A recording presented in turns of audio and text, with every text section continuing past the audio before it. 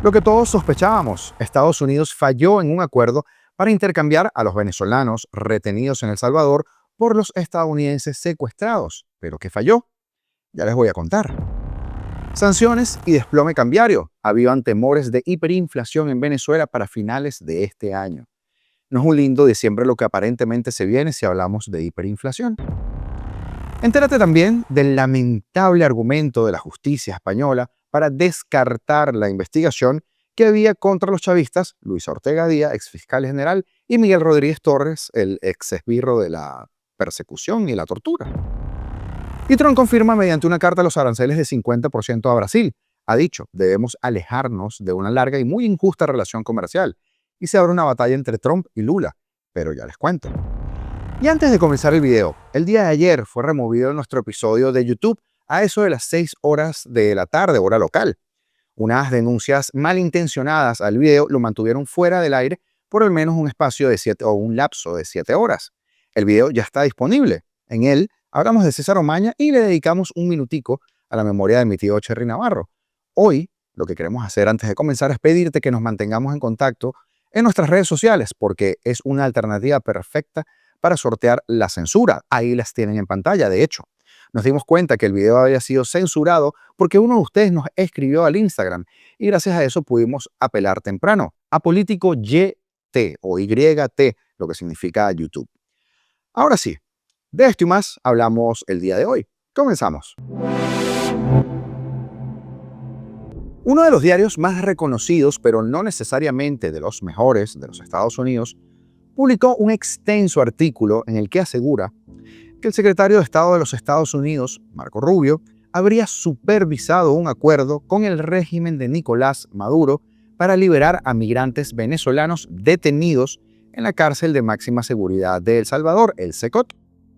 Sin embargo, ese pacto nunca se concretó, ya que el enviado especial para asuntos de Venezuela, Richard Grenell, quien había sido delegado por Trump para negociar con Maduro, también adelantaba conversaciones con el régimen en un acuerdo que resultaba más conveniente para los líderes o para los sátrapas del chavismo en Venezuela.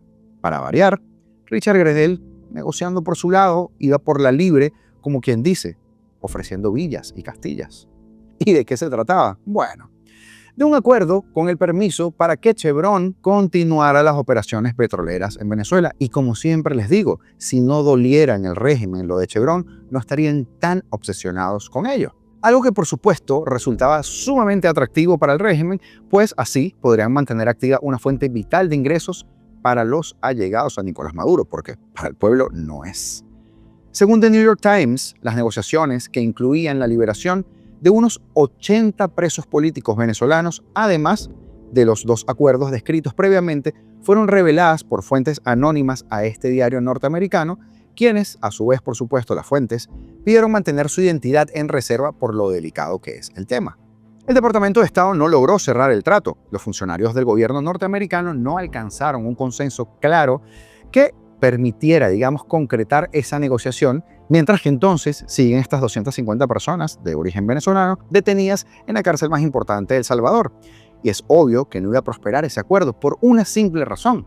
Al régimen poco o nada le importa la vida de los venezolanos, ni siquiera de los tontos útiles que delinquen en su nombre o en órdenes de ellos.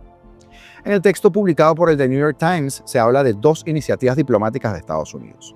Una que era encabezada por el senador Marco Rubio y la otra encabezada por el enviado especial Richard Grenell, las cuales involucraron conversaciones con el mismo vocero venezolano, el muy cuerdo y ecuánime Jorge Rodríguez, actual presidente del Circo de la Asamblea Nacional de Venezuela.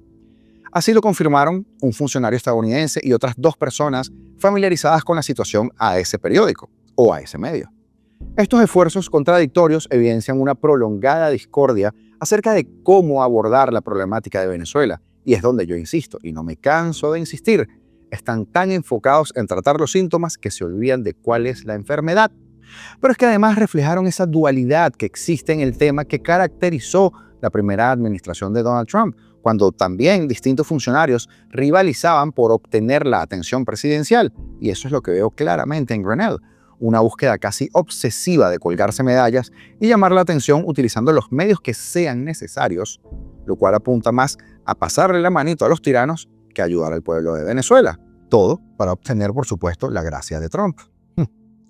Esta ausencia de coordinación dejó a los funcionarios venezolanos sin certeza sobre quién verdaderamente representaba al presidente Trump, según The Times, lo que finalmente resultó en que los ciudadanos estadounidenses y venezolanos permanezcan en las mazmorras del régimen privados de libertad.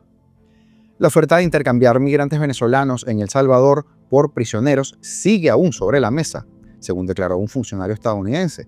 La Casa Blanca no está dispuesta por ahora, esperemos que nunca, a extender la licencia de Chevron en Venezuela, según registra el diario norteamericano, y esto digo en función de negociaciones de rehenes.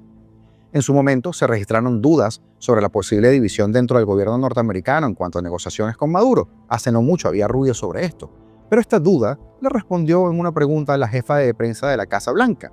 No hay fracciones ni divisiones, declaró Karoline Leavitt. El presidente de Estados Unidos tiene un solo equipo y todos saben que es él quien toma las decisiones en última instancia. Así que amanecerá y veremos. Y Venezuela vuelve a sumirse en una tormenta inflacionaria, según pronósticos nuevos que advierten que los aumentos de precio podrían dispararse hasta un 530% al cierre del 2025, impulsados por supuesto por el colapso de la moneda. Y qué raro, si a mí me dijeron que con meter presos a 25, 30 o 50 personas que manejaban paginitas de Instagram, el problema del dólar se acababa. Bueno, extraño.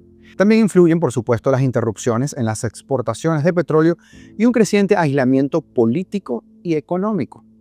Tras 2 años de relativa calma y estabilización económica moderada, la inflación ha regresado con fuerza.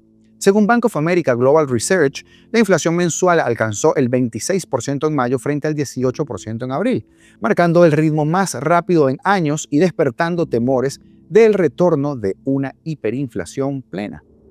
Estos temores de hiperinflación han regresado, afirmó Sebastián Rondeau, economista del Bank of America. El deterioro en la estabilidad de precios es grave y se está acelerando. El fuerte repunte inflacionario es resultado de una tormenta perfecta también, de vulnerabilidades estructurales y de nuevas presiones externas, sobre todo la reimposición de sanciones de Estados Unidos al sector petrolero venezolano a principios de este año y una caída simultánea en la producción del crudo. La inflación anual de Venezuela alcanzó el 229% en abril, un aumento drástico frente al promedio interanual del 94% en el mismo periodo del año pasado. Si las tendencias actuales continúan, Bank of America proyecta una tasa de inflación del 530% para 2025, posiblemente el peor año económico del país desde ese infame ciclo hiperinflacionario que hubo entre 2017 y 2019. Gran parte de la presión inflacionaria proviene del debilitado sector petrolero venezolano, obviamente. Una de las principales fuentes, si no la única, de divisas e ingresos legales, entre comillas, para el gobierno. Bank of America y Bloomberg informan que la producción de petróleo cayó a 870.000 barriles diarios en abril desde 980.000 en marzo, una disminución que los analistas atribuyen directamente a la decisión de Estados Unidos de anular las licencias clave para las empresas estadounidenses internacionales puedan operar en la industria petrolera de nuestro país. A fines de mayo, la administración de Trump se negó a renovar la licencia que permitía a Chevron y a otras firmas europeas operar en Venezuela bajo exenciones de sanciones. Como resultado, Chevron se vio obligada a suspender las exportaciones de casi 5 millones de barriles de petróleo, una pérdida significativa para el régimen socialista que sufre una grave escasez de efectivo. Y si profundizamos en este tema, obviamente vamos a dar con muchas de las razones por las cuales Venezuela vive esta etapa en el día de hoy. Sin embargo, la central, usted y yo la sabemos, es simplemente el chavismo. Y este miércoles, el presidente Donald Trump anunció que su gobierno cobrará a Brasil un arancel del 50% sobre los productos enviados a los Estados Unidos a partir del 1 de agosto, o sea, en nada. Trump entregó detalles en una carta dirigida al presidente brasileño Luiz Inácio Lula da Silva, tras haber demostrado además su apoyo al expresidente Jair Bolsonaro. Recordemos que son amigos. El mandatario republicano cuestionó las más recientes medidas del gobierno brasileño sobre Bolsonaro, acusado por Lula de liderar un intento de golpe de Estado y por censurar redes y medios como la derecha radio. Conocí y traté con el expresidente Jair Bolsonaro y lo respeté mucho, como lo hicieron la mayoría de los otros líderes de países. La forma en que Brasil ha tratado al expresidente Bolsonaro, un líder muy respetado en todo el mundo durante su mandato, incluso por los Estados Unidos es una desgracia internacional. Este juicio no debería tener lugar. Es una caza de brujas que debería terminar inmediatamente, dijo Donald Trump. Y agregó que, debido en parte a los ataques insidiosos de Brasil a las elecciones libres y a los derechos fundamentales de la libertad de expresión de los estadounidenses, a partir del 1 de agosto de 2025, cobraremos a Brasil un arancel del 50% sobre todos y cada uno de los productos brasileños enviados a los Estados Unidos, separados de todos los aranceles sectoriales. Además, Trump dijo que la medida atiende a su intención de alejarse de la larga y muy injusta relación comercial engendrada por las políticas arancelarias y no arancelarias y las barreras comerciales puestas por Brasil. Y añadió, comprenda que el número del 50% es mucho menor de lo que se necesita para tener el nivel de igualdad que deberíamos tener con su país.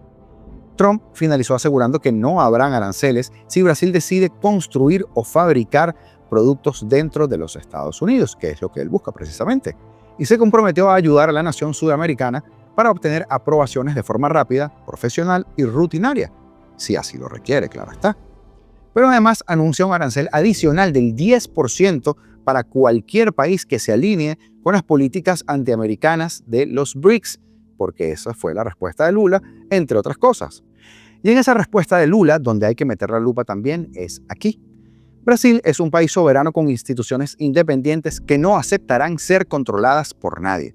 El proceso judicial contra quienes planearon el golpe de Estado es de exclusiva responsabilidad de la justicia brasileña y, por tanto, no está sujeto a ningún tipo de interferencia o amenaza que viole la independencia de las instituciones nacionales. Sí, Luis.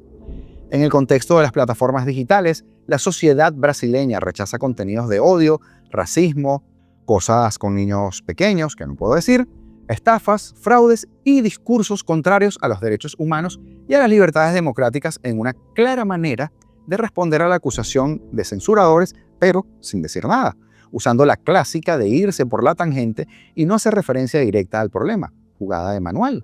Pero es Lula, ¿qué más se puede esperar de él? Y la justicia, pero de España, rechazó este martes admitir a trámite una querella de la que hablamos hace un par de meses acá, que pedía investigar por crímenes de lesa humanidad a la exfiscal general Luisa Ortega Díaz y al exministro Miguel Rodríguez Torres, ambos desertores del chavismo y asilados en territorio español. La Audiencia Nacional considera que carece de competencia jurisdiccional por presunta violación de derechos humanos cometidos durante sus gestiones en Venezuela. Además, recuerda que la Corte Penal Internacional, perdón que me ría, ya está investigando los delitos. Según el juez, el testimonio de la principal demandante no cumplía todos los requisitos para otorgar veracidad y también apunta que se basan en informaciones de carácter periodístico, como si esto fuera algo malo. La autoridad judicial destaca que los presuntos delitos de torturas y contra la integridad moral habrían sido cometidos fuera de España, obviamente, contra una víctima que no tiene nacionalidad española, lo que impide a la Audiencia Nacional investigarlo. Ambos funcionarios chavistas, como ustedes sabrán, permanecen asilados en España y fueron denunciados el pasado 5 de mayo, y creo que nosotros hicimos el programa por ahí por el 13, por la opositora Dulce Bravo, representada por la Unión de la Resistencia de Venezolanos en el Exilio Urbex, la asociación que presentó también una querella contra el expresidente José Luis Rodríguez Zapatero que acabó siendo rechazada, pero no es la misma que tiene ahorita. Bravo es una venezolana de 57 años de edad que permanece refugiada en Argentina desde 2013, que también es respaldada por la organización Manos Limpias, que se adherirá a esa demanda. Esta persona relató las torturas que sufrió simplemente por colaborar desde finales de 2002 con un grupo de militares opositores al régimen chavista que se instalaron en la Plaza Altamira de Caracas, como usted recordará. Pero la justicia de España decide tomar la salida fácil, el exit, la puerta de la izquierda, la lateral, como sea, y desligarse de esto. Tras el fracaso de las negociaciones entre los Estados Unidos y el régimen venezolano, vemos una cruda realidad, errores diplomáticos y agendas contrapuestas que han dejado no a 250 venezolanos languideciendo en cárceles de El Salvador, sino a todo un país con destino en manos de maniobras políticas. En Venezuela, el espectro de la hiperinflación se cierne sobre nosotros, con precios que podrían, atención, dispararse a un 530% para finales de año. Una crisis que amenaza con aplastar a la ciudadanía, mientras que el régimen lucha solo por asegurar su riqueza petrolera o su permanencia. Al otro lado del Atlántico, la negativa de España a investigar a exfuncionarios chavistas por presuntos abusos contra los derechos humanos plantea una dolorosa pregunta. Si la justicia está fuera de nuestro alcance, incluso en el exilio, ¿a dónde pueden acudir las víctimas? Y en Brasil, los aranceles del 50% de Trump anuncian una nueva guerra comercial, que podría repercutir, por supuesto, en la vida de millones de personas, todo con el objetivo de reestructurar una relación larga e injusta. Estas noticias, aunque distintas, comparten un hilo conductor. Las decisiones de los poderosos a menudo dejan a los vulnerables con las consecuencias. Sin embargo, como vimos con la alarma de censura del día de ayer en nuestro canal, la resiliencia importa. Su vigilancia, al contactarnos a través de Instagram para alertarnos, nos ayudó mucho a contraatacar y a recuperar nuestra voz. Así que mantengámonos conectados y sigamos cuestionando y exijamos responsabilidades a quienes ostentan el poder. Saludos especiales a Betty, a Alberto y a Miriam, a quienes conocí hoy en una linda llamada de FaceTime. Unas personas lindísimas, maravillosas, de los Andes, mis Andes, que tanto amo. Y un abrazo, por supuesto, especial a todos ustedes que escribieron en la caja de comentarios cosas muy lindas, anécdotas y añoranzas de cuando vieron a mi tío Cherry en pantalla. Tengo que ponerme al día con sus mensajes porque no podía responderlos ya que el video estaba baneado. Pero ya está de vuelta. Y si no lo has visto, por cierto, te lo dejo como video recomendado en tan solo 10 segundos, porque este video ha llegado a su fin. Y como siempre les digo, libertad o nada.